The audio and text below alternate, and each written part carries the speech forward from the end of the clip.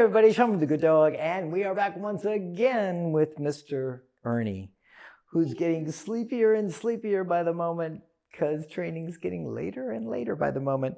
So we've done a bunch of great work tonight. He has been a super rock star, and I'm enjoying him more and more and more, and taking quite a fancy to him. He's a really great dog. Even though he came in for some stuff, he's doing a really great job.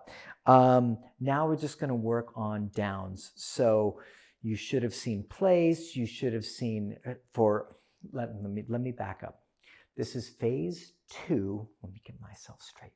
Phase 2 of the down command, which means downs with corrections. That means you've already gone through phase 1. That means you've already introduced it. That means you've patterned the hell out of it. You've been super fair. You've studied the video. You've made sure that you've done it just right. You've used your verbal markers. You've done all the stuff right. And you've been patient, and you pattern and you pattern and you pattern, which means that you should get to a point now where you're going to do the downs and for phase 2, and it should be pretty darn easy. And if it's not, or let me rephrase that, and if you run into trouble where you ask for a down and your dog pops out of it or doesn't give you the down when you ask for it, then we will offer the corrections because it's phase 2, which is the corrective phase. So just remember, phase 1 started. In between that, a bunch of training occurred that created this kind of a nice arc.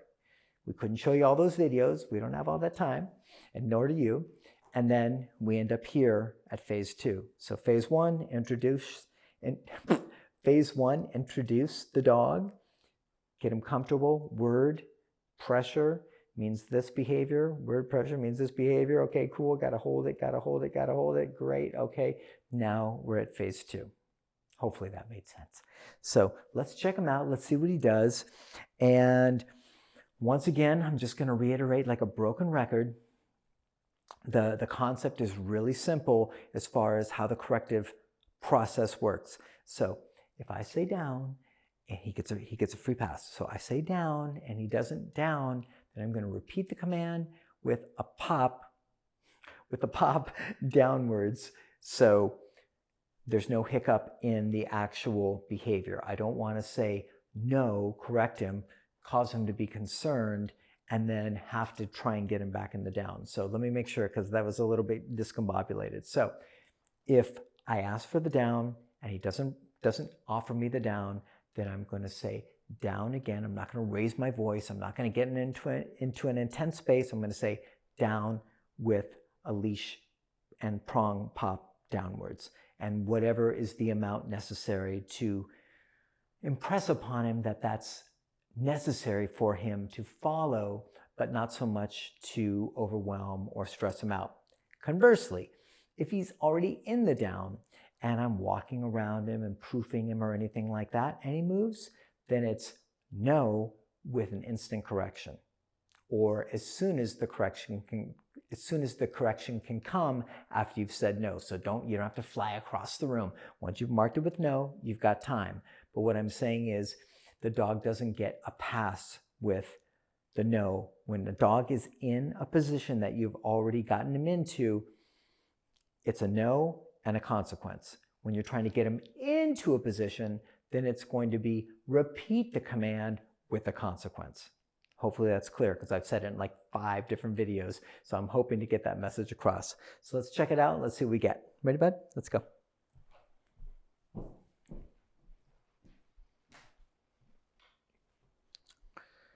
Okay, bud. Sit. Down. Good. Now, if you notice, I asked him for a sit first because, once again, it's way easier to start here and then make a down from there. So, butt on the ground and then down with the front legs, much easier. I didn't say G-O-O-D for the sit because I want to mark the final part of the sequence, which is the down. So I waited until he went Good, right? So you don't need to mark every command as the dog is moving through the training process. Remember, your markers are building blocks for teaching. At some point, you want to start fading those markers, except for where they're ultimately still necessary. Now, that doesn't mean you can't use praise at certain times, but praise and markers are different things. So they can sometimes have a blurry line, but for the most part, you want your markers to be a pretty neutral thing where it's just like, I like what you did. That was the right thing. I like what you did, almost like a clicker, or just like a clicker, except it comes out of your mouth. So he's worried about our refrigerator. It sounds like a helicopter's landing. So I'm going to walk around him. Don't worry, bud. I won't let it get you.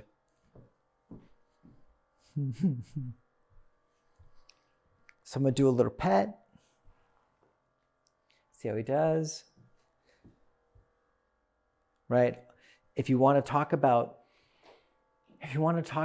good proofing exercises for leash and prong, then stuff where you're looking at the dog and moving away, you can see it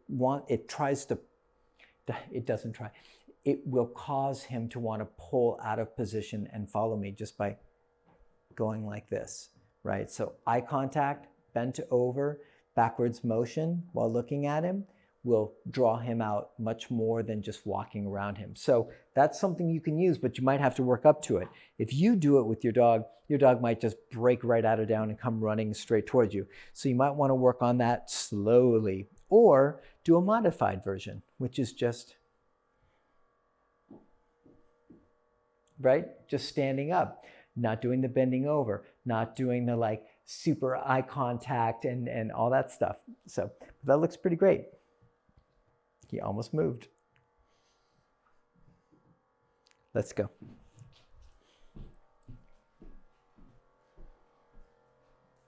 Come on, bud.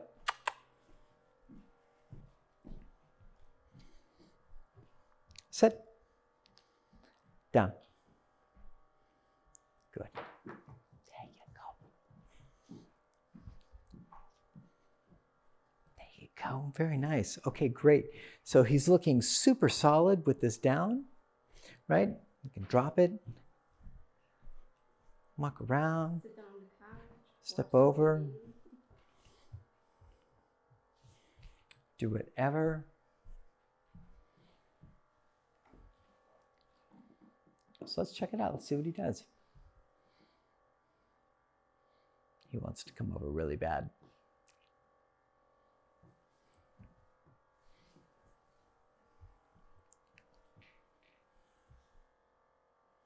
So gang, what would I do if he broke right now? NO. If he laid back down, I would be probably in a good space just to let him do that.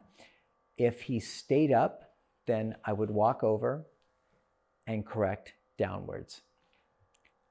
If I've got a persistent breaker, here's the little exception to this, because everybody's like, oh, you're not going to give the correction. You're just going to let him jump up, and if you say down, you're not going to give him the correction.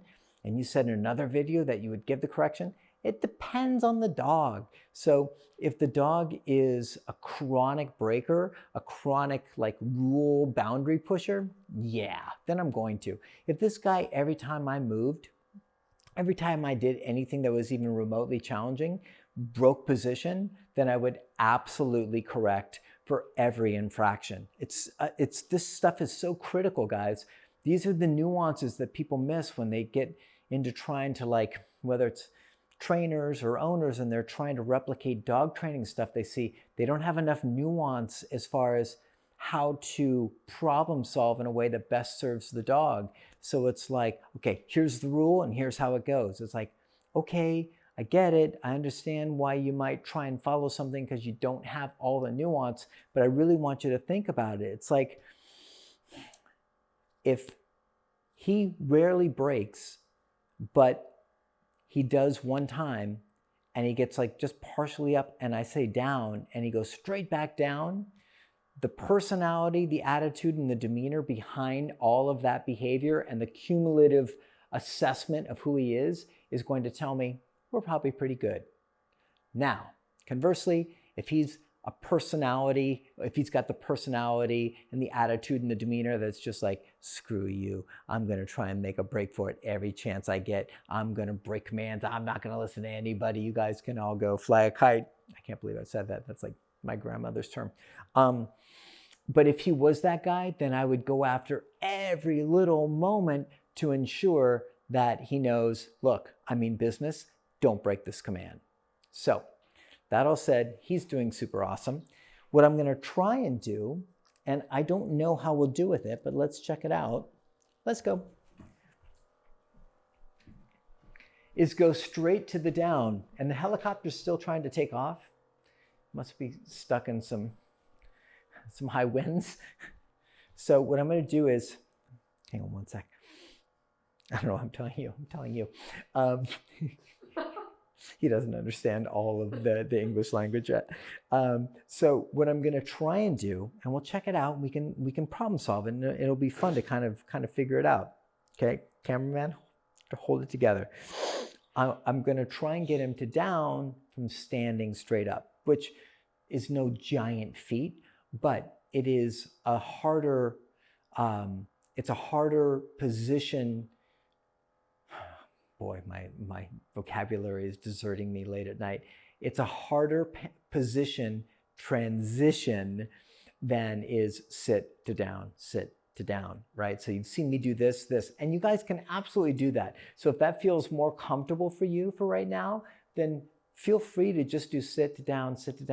There's no, you're not going to lose any dog trainer points. And if you do, like those dog trainers, you don't need to worry about.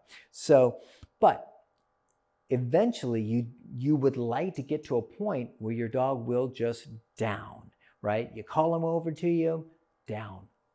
And especially when you start moving to e-collar work. And you'll see as we go through this process with him with e-collar work as well as Aussie, that's the goal. The goal is down and we just get this straight thing. So if you can really put all these pieces together, guys, this is what's happening. We're taking a bunch of tiny little building blocks and just stacking them up.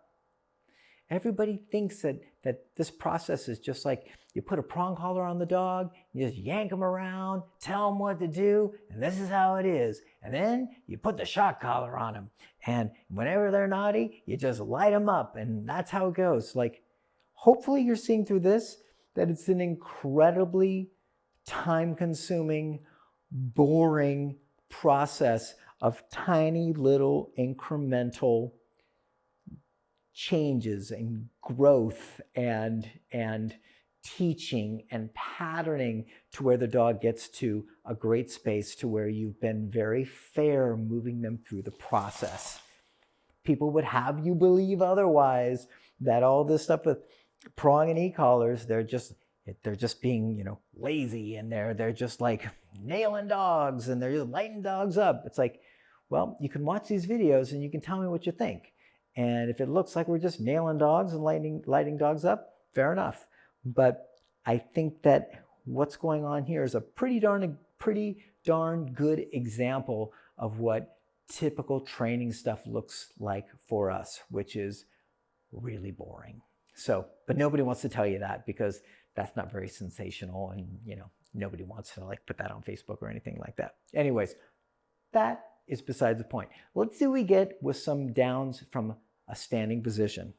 Once again, this is not for any obedience challenges or anything like that. So anybody who's like, well, my Mal can reverse, and spin. And it's like, these are regular pet dogs. We're not trying to hold them to a standard of doing, jumping through hoops of fire and hopping in your car and driving down and picking you up a 6-pack of beer. These are just regular family pets. So let's keep the standards. Let's not keep the standards so low that we're not asking good things of them, but let's not have these standards that are based on ego and silliness that don't serve the dog and don't serve the client, right? We're talking about pet dogs and pet dog owners, okay? So let's see what we get. Ready, bud? Let's go.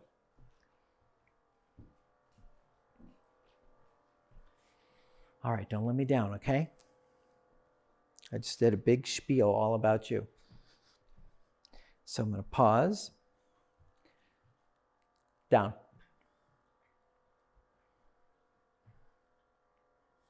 Good. That's awesome, bud. That's awesome.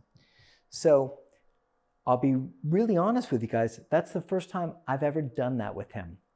I don't know how many times Shelby's done this with him. I don't know how many times, because Shelby's been largely in charge of doing the patterning since I did the first introduction with him. So I don't know how many times he's done that, but I can tell she's definitely done it. But he's never done it with me. And so that's why I'm saying, like, I don't know what we're going to get. But what's awesome is what you're seeing is the power of patterning, and the power of moving slowly through a process really helps dogs put pieces together and succeed. And that was just so super awesome. We're going to do a couple more of those. And I'd say, you know, maybe a little bit of proofing, and then we'll wrap up. And that's a great example of phase 2 down. Now, that said, you're going to want to proof the heck out of this, because place and down are the two things you really want your dog to be able to hold no matter what's going on, no matter what bombs are falling in your life, no matter what the hell's going on. You know, you want your dog to be able to hold place, guests coming in, kids running around, Amazon guy knocking on the door, same thing with the downstay. You want them to be able to really hold this. So this is going to involve further work than just this, right? He looks great. He's doing great. He can handle like some basic distractions, but this is not the promised land. The promised land is I put him in a down because I've been working with him for 6 months, and somebody knocks on the door and he doesn't move, or I've got him in place and he doesn't move. He might like, whoosh, as a dog should, at somebody at the door, but holds himself in position. That's your kind of promised land. That's the finished product, what you're looking for. I'm not going to be able to show you finished product like that, because that's the work you do at home for long periods of time, to where the dog gives you what you're looking for in real life, in your life. So let's do a couple more. We'll do some proofing and then we'll wrap. Ready? Let's go. And if he makes a mistake, what am I going to do? When I say down and he doesn't, I'm going to repeat the command with a little pressure, straight down. We walk up. You okay? Down. Good. That's great. I don't know what he got caught up on over there. Something, I don't know if something caught his sniffer or what, but he just kind of paused and like froze up right there. So I didn't freak out. I didn't, oh my God, like something's gone on. Our patterns are broken. I just moved him a little bit further down the line. And then something else to notice was when I asked him for the down, he was really close to me. So I just moved back a little bit and gave him space, right? So I was like this, he was here.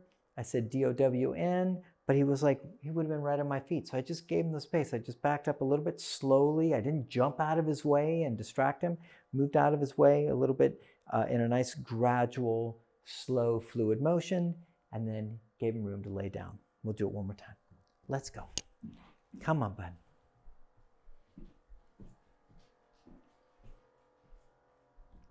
Okay, you got it? Let's go. Come on, sleepyhead. Come on, sleepyhead. Down. Good. So he almost, I don't know if you saw it, he sat and he was like, do I have to? For a split second, it flashed across his mind. But all the work we've done helped him go, nah, I should just lay down.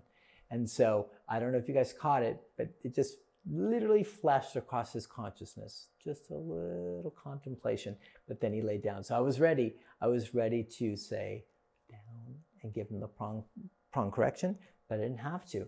So you didn't get to see a whole lot of correction stuff in this, but once again, if you do a lot of foundation work, you don't have to do a whole lot of correcting. Now, let me go on record and say that doesn't mean you don't have to do any It depends on the dog tremendously. If you've got a really bratty, snarky dog, or a dog who wants to come up the leash anytime you ask anything, or a dog who's dangerous or hard timing you, there may be consequences and corrections that are significantly more firm than this.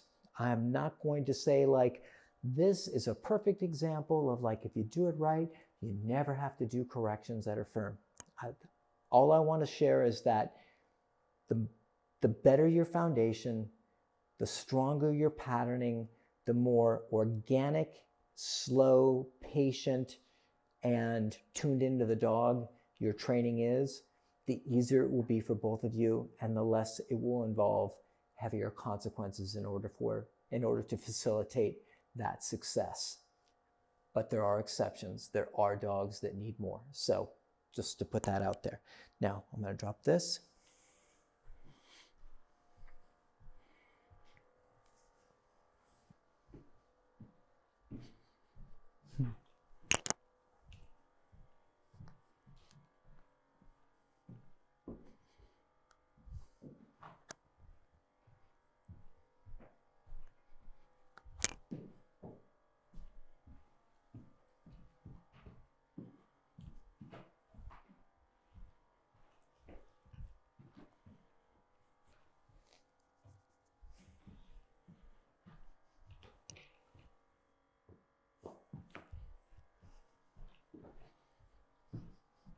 What if you go around the corner?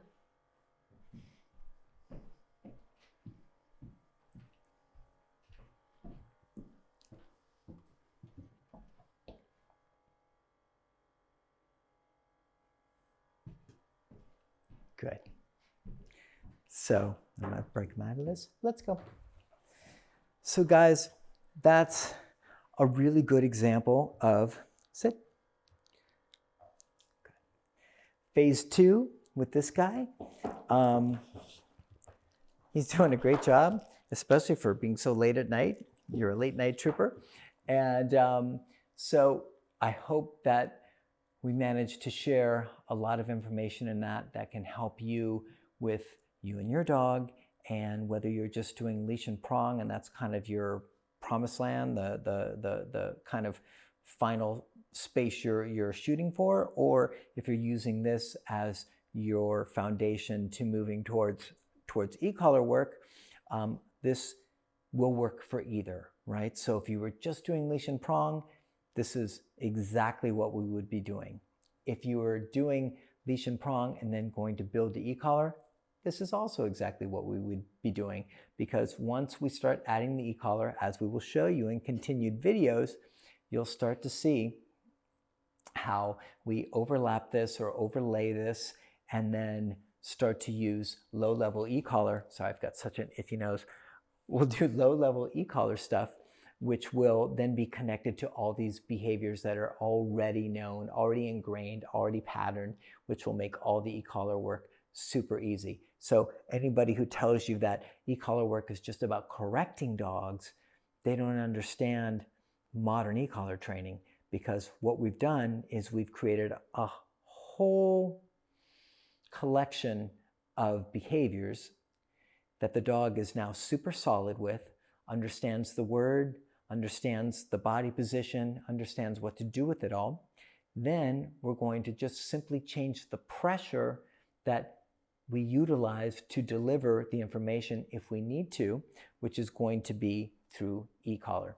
So you'll see the basics of escape training, and then you'll see us go to avoidance training.